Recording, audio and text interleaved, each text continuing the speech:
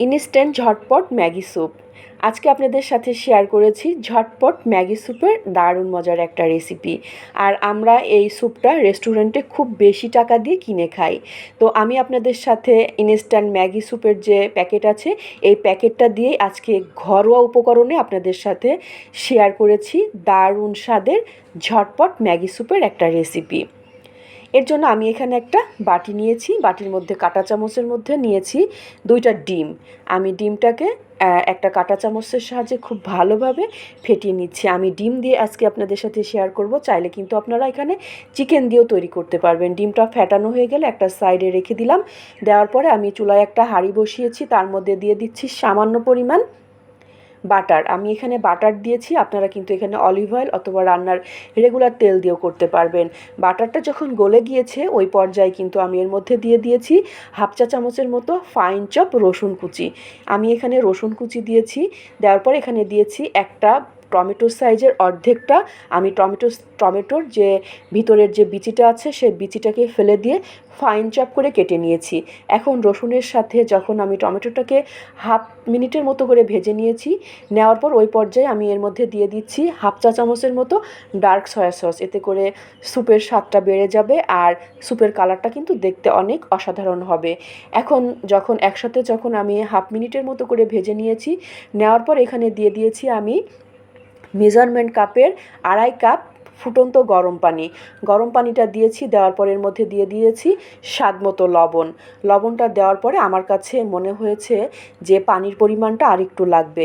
মোটামুটি আমি এখানে 3 কাপ ফুটন্ত গরম পানি দিয়েছি।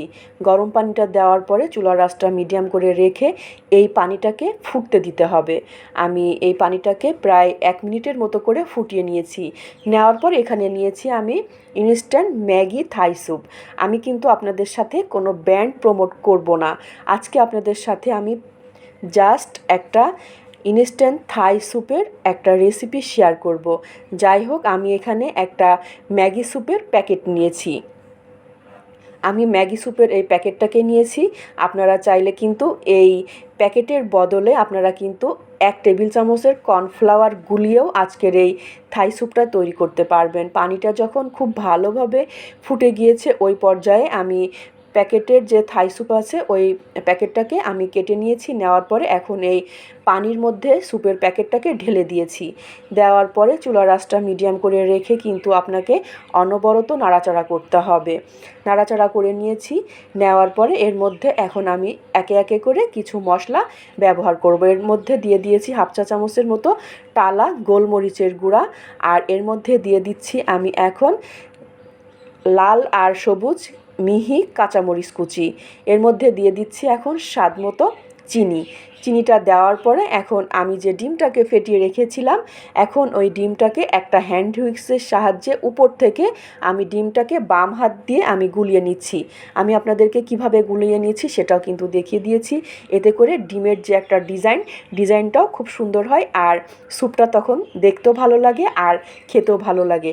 ডিমটাকে আমি যখন দিয়েছি, দেওয়ার পরে আমি আবারও একটু চামচ দিয়ে নাড়াচাড়া করে নিয়েছি। নেওয়ার পরে যখন সব কিছু ফুটে গিয়েছে ওই পর্যায়ে আমি এর মধ্যে দিয়ে দিচ্ছি সামান্য পরিমাণ লেবুর রস। আমি এখানে জাস্ট সামান্য পরিমাণ লেবুর রস দিয়েছি, এতে করে স্বাদটা আরেকটু বেড়ে যাবে। যেহেতু ইনস্ট্যান্ট ম্যাগি স্যুপের মধ্যে কিন্তু সমস্ত কিছু দেওয়া আছে, আমি একটু বাড়তি করে আপনাদের সাথে টেস্টটা বাড়ানোর জন্য আমি আজকে তৈরি করেছি দারুণ মজার ইনস্ট্যান্ট থাই স্যুপ।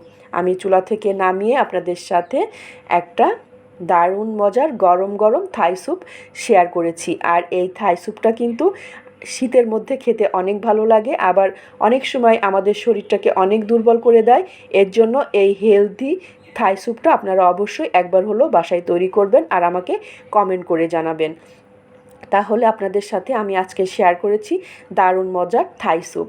সহজ রেসিপি পেতে পেজটাকে ফলো করে অবশ্যই পাশে থাকবেন।